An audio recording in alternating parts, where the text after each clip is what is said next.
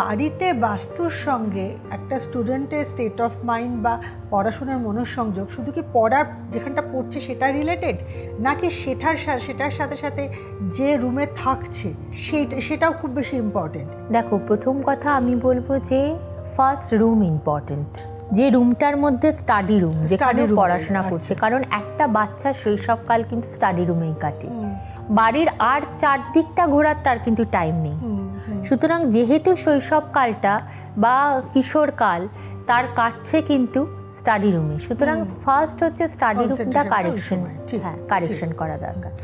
Number 2 হচ্ছে ঘরের মধ্যে অত্যধিক চিৎকার, বাড়ির আশেপাশে অত্যধিক চিৎকার, বাড়ির আশেপাশের মধ্যে খুব মানে সামনেই হয়তো দেখা গেল অনেকগুলো ইলেকট্রিক তার রয়েছে, সেটা কিন্তু একটা নেগেটিভ এনার্জি ক্রিয়েট করছে।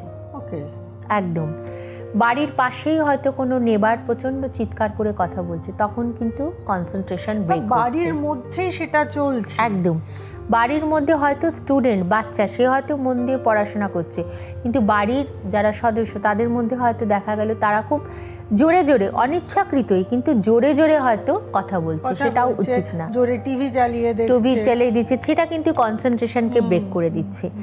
আর যখন বাচ্চা পড়াশোনা করবে তখন আমার উচিত যে বাড়ির যে আদার্স সদস্যরা রয়েছে তারা তখন কিন্তু যে একটু দূরে সরে গিয়ে নিজেদের মধ্যে কথা বলা, সমস্যা বাবা মার মধ্যে আছে সেটা নিয়ে হয়তো আপনারা আলোচনা করছেন এবং সেটা খুব শাউটলি কথা বলছেন, সেটাও কিন্তু আপনার বাচ্চার মনের মধ্যে একটা নেগেটিভ প্রতিক্রিয়া তৈরি করছে। সেও কিন্তু আপনাদের সঙ্গে সমানভাবে টেনশন করছে যে এই জিনিস তাহলে আমার কি হবে, বাবা মার কি হবে, কারণ বাচ্চা মন তো, সেটাও কিন্তু তার নেগেটিভ এফেক্ট। সুতরাং বাচ্চার সামনে পড়াশোনার সময় কোনো কিছু আলোচনা করা বা জোরে কথা বলা, জোরে গান চলা, দেখবো অনেক সময় হয় না যে বিভিন্ন ধরনের অনুষ্ঠান হচ্ছে, উদ্বোধন হচ্ছে, বিভিন্ন ধরনের প্রোগ্রাম হচ্ছে, তাতে খুব জোরে জোরে মাইক চলছে, তখন দেখবে কনসেন্ট্রেশন ঠিকঠাক থাকে না। এটাই। এবং হ্যাঁ, আরেকটা জিনিস বলবো যে বাচ্চাদের সঙ্গে সবসময় একটু ভালোবেসে বুঝে পোলাইটলি কথা বলতে হবে, কিন্তু আজকালকার বাচ্চারা অনেক ক্ষেত্রে দে আর ভেরি অ্যারোগেন্ট, বাবা মাকেই উল্টে অনেক সময় মেরেও দিচ্ছে, গায়ে হাতও তুলে দিচ্ছে, সেটাও খারাপ লাগে। আর হ্যাঁ, একটা জিনিস তো ঠিকই যে আমি হয়তো মানে কী ধরনের বাস্তু থাকলে আদর্শটা বজায় থাকবে ঘরের মধ্যে, কী ধরনের টেবিল ক্লথ পারবেন, কী কালারের, কী ধরনের খাট রাখলে ঠিক আছে। আচ্ছা, আরেকটা জিনিস, যে ডেস্কে বসে পড়াশোনা করবে সেই ডেস্কটা যেন আনশেপের না হয়, সেটা যেন প্রপারলি শেপ হয়, মানে হয় আয়তক্ষেত্র অথবা বর্গক্ষেত্র, রেক্ট্যাঙ্গুলার অথবা স্কোয়ার, একদম এরকম স্কোয়ার হোক অথবা এরকম হোক রেক্ট্যাঙ্গুলার, তাহলে কিন্তু সেইটা বাস্তুর জন্য কিন্তু সব থেকে আদর্শ। কিন্তু অনেক সময় দেখবে আনশেপ টেবিল ঢকঢক করে নড়ছে, প্লাস্টিকের টেবিল, তুমি দেখবে পড়তে বসেছে প্লাস্টিকের টেবিলটা ঢকঢক করে নড়ছে, বা হয়তো কোথাও একটু কম কোথাও একটু বেশি, না পড়ে চেয়ারে বসে পড়বে, এটা চেয়ারে বসে পড়বে, হ্যাঁ খাটে বসে পড়লে কিন্তু একটা আরাম মনোভাব এসে যাবে তার মধ্যে, তখনই কিন্তু তার একটু মনে হবে যে একটু খাটে শুয়ে নিই, একটু আরাম করে নিই। কিন্তু যখন সে টেবিলে বসে পড়বে তখন কিন্তু তার মনের মধ্যে হবে যে না, আমাকে পড়াশোনা করতে হবে। এই জন্যেই প্রথমে বলা যে স্টাডি রুমে যেন খাট না থাকে, কারণ খাট দেখলেই আমাদের দেখবে একটা নরম যদি সোফা দেখি আমাদের মনে একটু এলিয়ে আরাম করে বসি, কিন্তু যখনই আমরা একটা টেবিল পাচ্ছি আর প্রপার একটা বসার সিটিং একটা চেয়ার পাচ্ছি, তখন কিন্তু আমাদের পড়াশোনার দিকে মনটা চলে যাচ্ছে। আরেকটা জিনিস একটু জিজ্ঞাসা করি, বাচ্চাদের একটা সব থেকে প্রিয় জিনিস হয় খেলার জিনিস, সেটা বল হতে পারে, সেটা ক্রিকেট ব্যাট হতে পারে, সেটা what ever it is, racket হতে পারে। বাচ্চারা কিন্তু নিজের ওই রুমে কিন্তু সেই খেলার সামগ্রী রাখতে না, খেলার সামগ্রী রাখতে বারণ করছি। আচ্ছা, কোনো রকম টয়েস রাখা যাবে না। আচ্ছা, মানে সফট টয় না, মানে যেগুলো নিয়ে মাঠে খেলে সেই খেলার কোনো ব্যাট বল না, তখন ওই যে ব্যাট দেখে মনে হবে, তখন তার ওই স্মৃতিটাই মনের মধ্যে ঘুরবে যে আজকে আমি এই করলাম ওই করলাম। পড়াশোনার সময় total only focus on your study, এটা হওয়া উচিত। তুমি শুধু পড়াশোনাটাকেই তখন গ্রহণ করছো, পড়াটাই মন দিয়ে পড়ছো, তখন তোমার মন যেন এদিক ওদিক কোনো জায়গায় না চলে যায়। এইবার আসল প্রশ্নটায় আসি, এবং ঘরে পর্যাপ্ত হাওয়া ঢোকা দরকার, ঘরে পর্যাপ্ত আলো হাওয়া দরকার, ঘরে যেন ভেন্টিলেশন থাকে এবং ছোট্ট ব্যালকনি থাক, তার থেকে সুন্দর হাওয়া ঢুকছে, কিন্তু যে ঘরে বসে পড়াশোনা করা হচ্ছে সেই ঘরে যেন কোনো বাথরুম না থাকে। সেই ঘরে এমন কোনো আলমিরা না থাকে যেখানে একটা লম্বা আয়না রয়েছে, সেটাও কিন্তু থাকা উচিত না। এবার এটা তো আইডিয়াল সিচুয়েশন, হ্যাঁ, কিন্তু লোকের বাসস্থান সব সময় তো অনেকগুলো ঘর থাকে না, অনেকের একটা বা দুটো ঘর থাকে। পরিবারে দেখা যায় যে ঠাকুরদা ঠাকুমা রয়েছেন একটা ঘরে, বাবা মা সন্তানের জন্য একটা ঘর, তখন ছোট ফ্ল্যাট, এইগুলো সেই ছোট ফ্ল্যাট বাস্তু কি কারেকশন করা যায়? আমার এই পরের প্রশ্ন ছিল। দেখো, একদম তুমি ঠিক কথা বলেছো যে অনেকের পক্ষেই হয়তো নতুন করে বাড়ি কেনা সম্ভব নয়। একটা এমন বাড়ি কিনেছেন, হয়তো প্রচুর খরচা করেছেন, লাখ লাখ টাকা, কোটি কোটি টাকা খরচা করে বাড়ি সাজিয়েছেন, কিন্তু ভুল, একদম বাস্তু একদম ভুল, বাস্তু ইনকারেক্ট। আপনার যেদিকে আপনার মেন হচ্ছে যে আমরা যে দিক থেকে ঢুকছি, দিক থেকে বেরোচ্ছি, কারেকশন করতে হবে। হ্যাঁ, কোন দিকটা খোলা সবটাই হচ্ছে বাস্তুর উল্টো দিকে, মানে বাস্তু, হ্যাঁ বাস্তুর ঠিক বিপরীত। হ্যাঁ, বাস্তুর ঠিক এগেনস্ট বাস্তুর, মানে আমরা একটা ঘর কিনলাম, সেখানে আমার এই মুহূর্তে আর ক্ষমতা নেই যে এত টাকা খরচা করে বাড়ি বানিয়ে ঘর সাজিয়ে তারপরে আবার ওই রকম টাকা খরচা করে বা কম টাকা খরচা করেও আবার একটা বাড়ি বানানো। এখন হয়তো আমার পক্ষে সম্ভব না, আমি হয়তো করতে গেলে সেটা 5 বছর 10 বছর বা আবার 20 বছর টাইম লেগে যাবে। তাহলে কি সেই বাস্তুটা ইনকারেক্ট? অনেকের মনেই প্রশ্ন। না, তার জন্যও সমাধান আছে।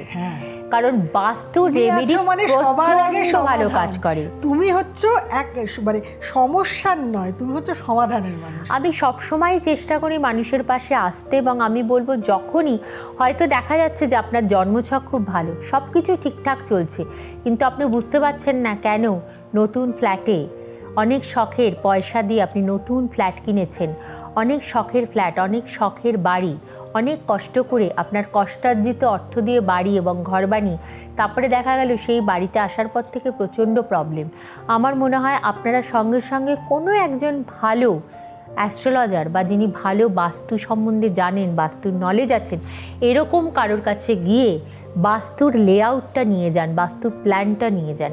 তিনি কিন্তু বলে দেবেন কি প্রবলেম, এবং যদি দেখে যে সেটা ইনকারেক্ট তাহলে তার কিন্তু প্রপার রেমেডি আছে। কারণ বহু ক্ষেত্রে হয়েছে যে আমার লাস্ট ইয়ারই হয়েছিল, একজন এসেছিলেন, তিনি বিহারে থাকেন এবং কোটি কোটি টাকা খরচা করে রাজবাড়ির মতো বাড়ি বানিয়েছেন তার 3 ছেলে, তার বউ, সন্তানদের জন্য, মানে অসাধারণ। তিনি তারপর ওখানে ঢোকার পর থেকে ডে বাই ডে তাদের ফিনান্সিয়ালি গোয়িং ডাউন এবং তাদের ব্যবসাও কিন্তু ডাউনফল করছে ডে বাই ডে। তিনি আমার কাছে এসে বললেন যে আমার এই প্রবলেম। আমার কিন্তু তখনই মনে হচ্ছে তার বাস্তু সমস্যা, এবং আমি তাকে বললাম যে আপনি আমাকে লেআউট এবং এগুলো দেখান। এবং আজকাল তো সবারই মোবাইলে থাকে, এবং উনি বললেন যে হ্যাঁ আমার কাছে আছে। আমি দেখলাম তার দেখলাম যে বাস্তু ঢোকার মুখটায় বাঁধা, ভিতরের ঘরের অনেক কোণ কাটা, এবং অনেক সময় দেখবে বাস্তু এল শেপের হয়, সেটাও কিন্তু ঠিক না, বাড়ি এল শেপের। তো আমি কিন্তু তারপরে তাকে, উনি অনেক কষ্ট করেই, যাই হোক উনি একটু খরচা করেই রেমেডি বানিয়েছিলেন, এবং সেই সমস্ত রেমেডি রাখার পর এখন কিন্তু না সব ঠিক হয়ে গেছে। এবং ভদ্রলোক বারবার ফোন করে বলেন যে ম্যাডাম আমি ভীষণ ভালো আছি, আমার ছেলেরা ভালো আছে, এবং আমার ব্যবসা দিনকে দিন ডাউন হচ্ছিল, অর্থনৈতিক ডাউন হচ্ছিল, সেটার থেকে কিন্তু আজকে আমি একদম ঠিক, মানে আবার আমরা সেই আগের পর্যায়ে পৌঁছে গেছি। সুতরাং সব কিছুরই কিন্তু প্রতিকার আছে।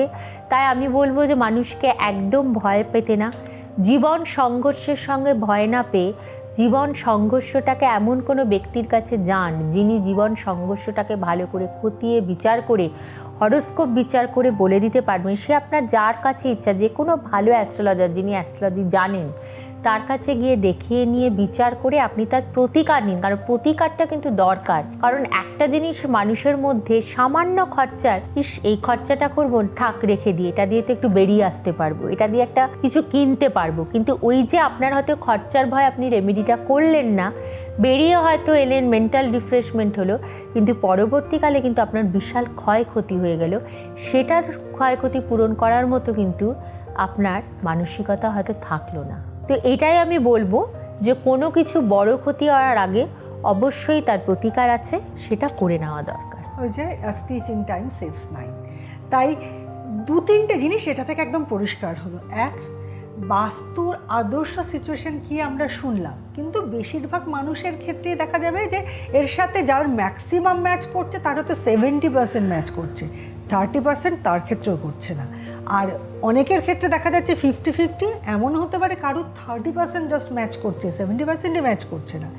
কিন্তু এই সমস্যার সমাধান আছে, যেটা খুব ইম্পর্টেন্ট। সমস্যাটা খুব একটা বড় কথা নয়, সমাধান আছে কিনা।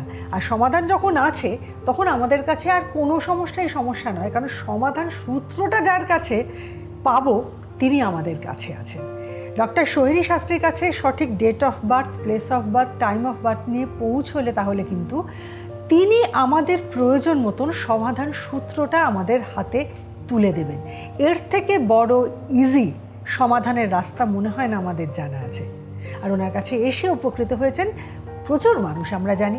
আসুন আজকে কোনো একজনের কথা শুনে নিই। নমস্কার, আমি কেয়া মজুমদার।